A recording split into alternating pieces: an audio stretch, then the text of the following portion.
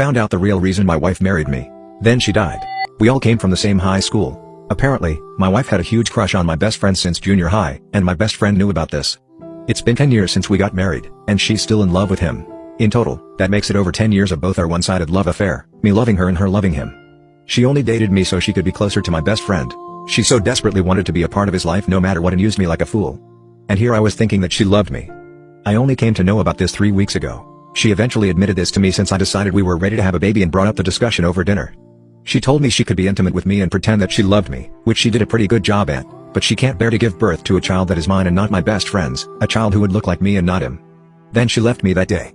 Didn't even bother to say sorry. Not that it will make it any better, but she did say she tried and did her best. I've had no means to contact her since she left. She isn't picking up my calls, doesn't answer my emails or texts. I haven't reached out to my best friend either. I know they are not together anyway. Actually, maybe I'll be happy for her if she does end up with him at this point. Last night, I got together with my buddy, and I finally mustered the courage to bring this conversation up.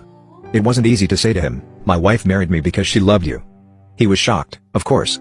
Probably just as much as I was. He was speechless for a long time.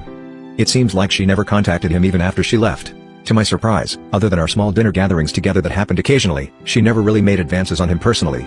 To be honest, she didn't really join those dinner gatherings much either.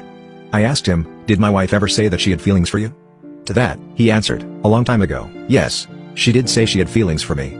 But that was like more than a decade ago, long before you two were dating, when we were all young and dumb. We talked for a long time about a lot of things. Mostly about our past, our school years, college years, life, everything. And now here I am feeling guilty. I feel so guilty, to the point that it hurts my guts." He didn't have to be involved in this messy story, but I selfishly decided it was a good idea to talk to him about it. I regret it now. He apologized even though it wasn't his fault. I feel like I'm a terrible person for all this. As for my wife, we are meeting up in 2 weeks. She left me an email saying she is in another country because she also felt like she needed to go off somewhere to put things together and will return by then. If you ask me why I'm meeting up with her, I only agreed to it because I have a ton of things to ask her. I haven't really had any proper sleep for weeks, and I want closure.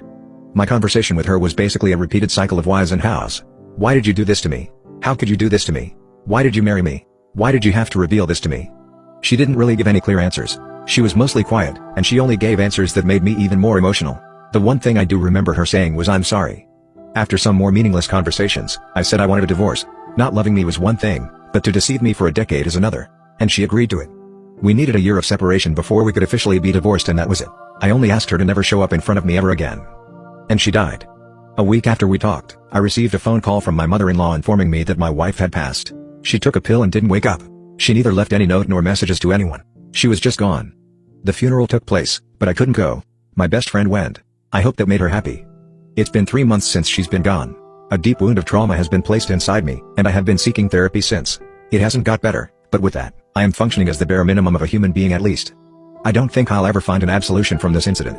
My life has been torn apart, and my entire self can't function as it used to. I guess I will never find out what her true feelings were and what she wanted to do with me. But if one of her goals was to haunt me for the rest of my life, she did a gosh darn good job of that. There is no meaning in life anymore for me, but I will have to go on.